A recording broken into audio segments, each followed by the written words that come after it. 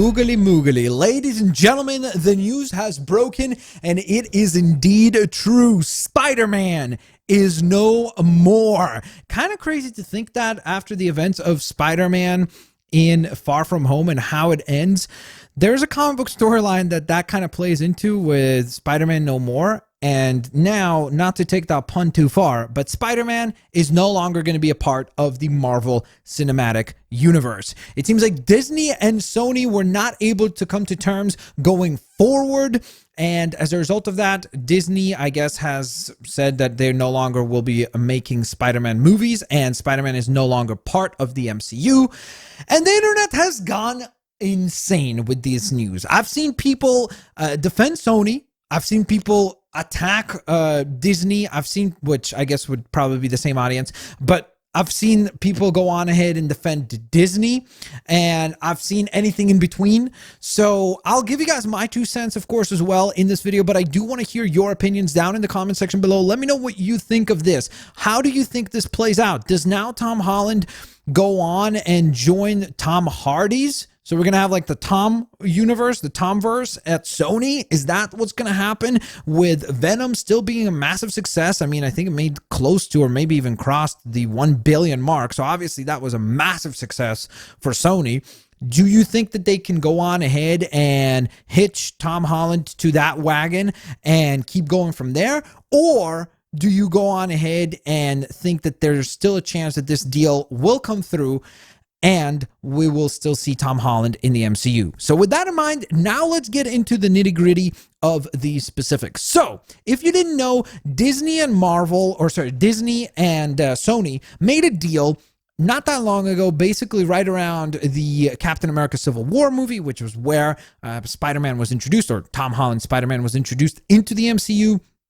And the deal basically said that Marvel and Disney has full creative control over the films, meaning they get to do what they want. They don't have to run everything by Sony and things like that. They get to control the creative side of things.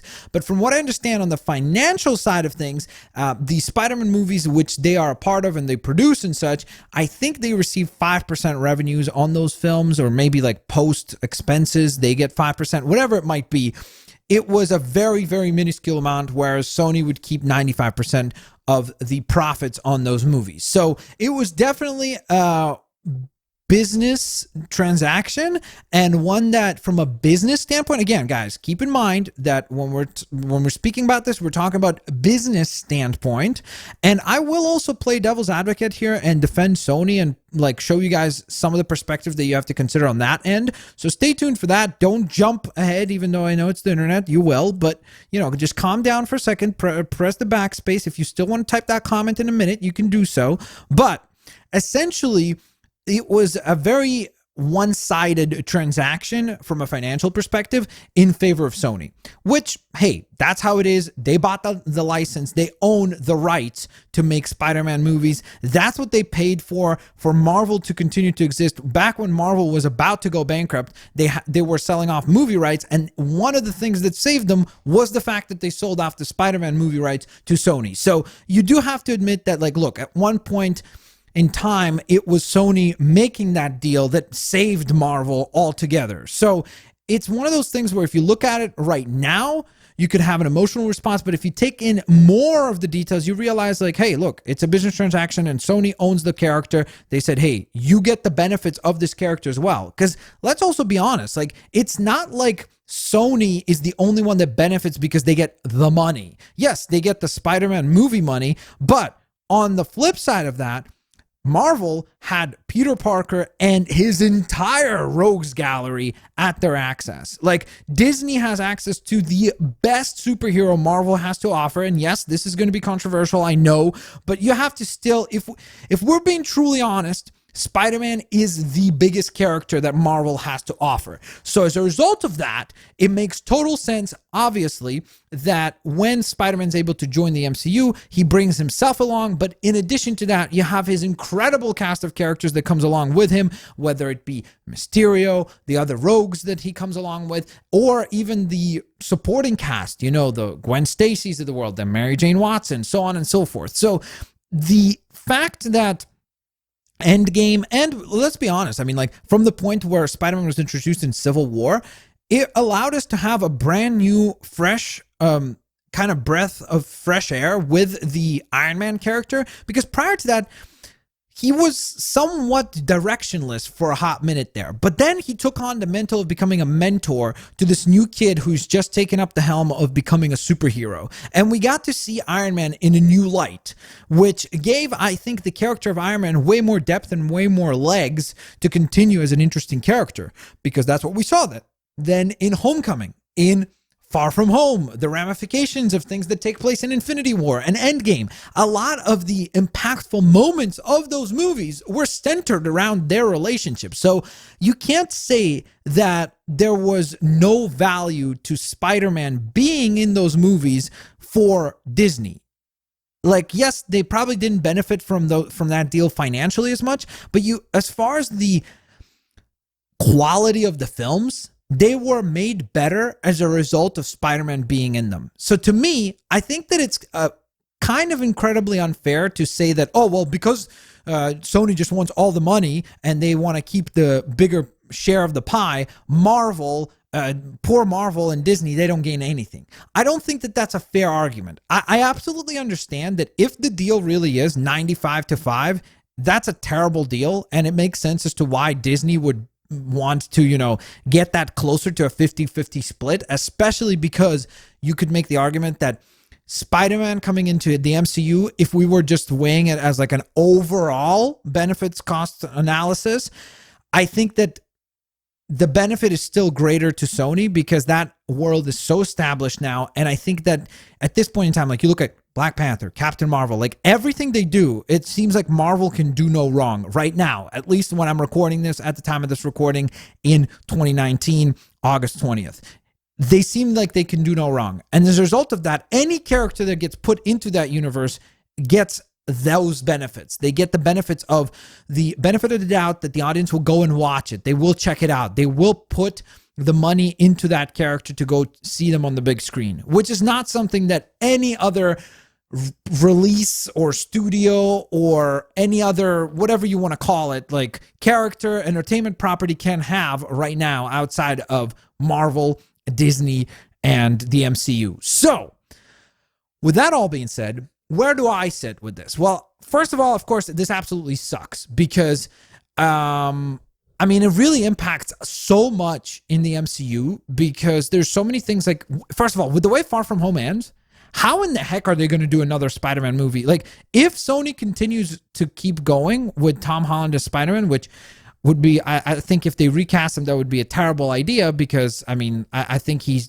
done a pretty excellent job and people seem to adore him and he's got a massive following. So it would be very, very surprising to see them abandon Tom Holland as their Spider-Man. But if they did that, that's the only way that they can then reboot, right?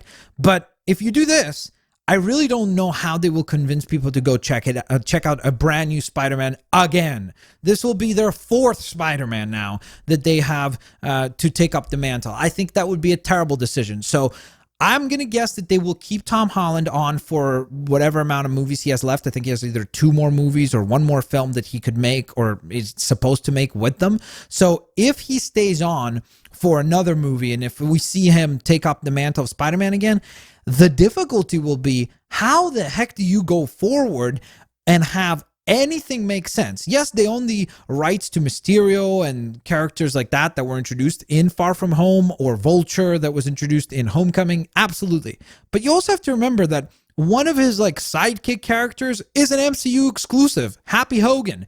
And I'm guessing that was a very calculated move by Disney, was to put him in there so that they would really kind of anchor this version of Spider-Man into their world, so that then if something like this comes along, it becomes a lot more difficult for Sony to now go on ahead and establish their own universe. Like, they can't just be like, Mary Hogan or Mary Poppins. I don't know if they own Mary Poppins, but they can't just introduce another character that will basically be Happy Hogan, but their own version of him. They can't go on ahead and forget about the fact that Spider-Man has interacted. I think even in Homecoming, he interacted with Nick Fury as well, right? So it's like he's interacted with Nick Fury in both of his other movies. Where the heck did Nick Fury go? They can't use him. So this really is a giant mess, which is why I am so surprised that this went the way that it did, because I honestly really genuinely thought that Sony would kind of look at the amount of negatives that would come along with this and think to themselves, like, you know what, this is not worth the hassle, and agree on some sort of a figure that is more reasonable. Again, I understand that from just an arbitrary perspective of business, they have all the right to say, like, no, okay, well, you guys don't agree to that split, peace out. But I also think that there's an element here where it's like they should have maybe weighed all the costs that are going to be associated with this decision and came to a conclusion of maybe push, I don't know, for like an 80-20 or 75-25, whatever it is, like some sort of an offer that would be a lot more reasonable.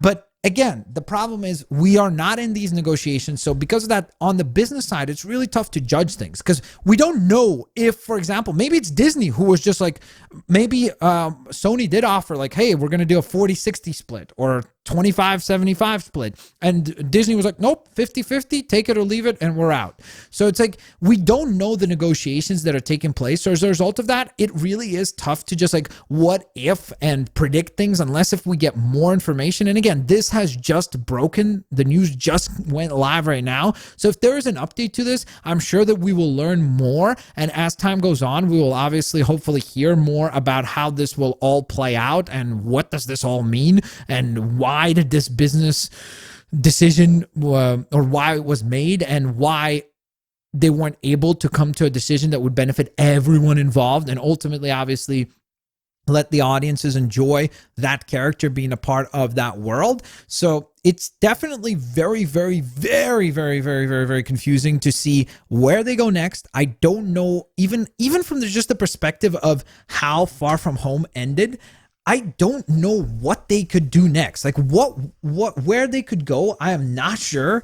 And I guess, like I said before, the only thing that would kind of make sense, like in my mind, if I'm Sony, like maybe I'm just looking at the Venom numbers and I'm like, hey, we did that without the MCU's help and we made almost $1 billion. So, you know, it's not that complicated. Maybe they're that confident in themselves that they could go on ahead and still do a good job with Spider-Man without the help of Marvel or their MCU juggernaut. So maybe that's the case. And because of that, and with that also being said, if we look at the Disney side, they're thinking, you know what, either we get more of this or we don't want to keep investing in a character that we are having such a transactionary relationship with, where we're keeping, you know, building up this character and the popularity of this character in films while somebody else gets to reap a lot more of the benefits than we do. And on top of that, they just regained Fantastic Four. They just regained X-Men. They have an incredible amount of characters that are now new and accessible to them. So they're just looking at it as like, hey, either we do this deal or peace out, we'll move on. We have other things that we could work on. So it's just such a tricky conversation and such a tricky situation that it's really, in my opinion, it's just so tough to know what exactly went wrong. I'm just curious, like, if we will get information as to like who was more adamant than the other about like certain clause in this deal. Like, was it Disney that was really pushing for like, hey, 50-50 split or we're out? Or was it that Sony was just like, hey, 95-5 and peace out? And, you know, usually, let's be honest, hindsight being 2020 on most events, the truth's probably somewhere in the middle there, but I guess time will tell, and we will hopefully find out eventually. Ladies and gentlemen, there you have it. Those are the news for the Spider-Man MCU exit. Spider-Man no more. We will see how this plays out. We will see what this means for Tom Holland as Spider-Man. We will see what this means for all the characters that were in Far From Home, Homecoming. Do those actors now get recast because they were creatively, from the creative perspective, that was all Disney? Did they have contracts with Disney but not Sony? Can Sony bring in Vulture back? Can they go on ahead and use Mysterio again if they wanted to? You know, like, for whatever reason, or I don't want to spoil Far From Home. You know what I mean. If they wanted to use Mysterio maybe for something, or like Jake Gyllenhaal, can they do that? I'm not sure. I guess we'll see, and time will tell. Thank you guys so very much for watching today's video. Hope you guys enjoyed. If you did, please don't forget to hit that like button, subscribe, and I will indeed hopefully see you guys here next time. Peace out. See you later, alligators. Bye-bye, everyone.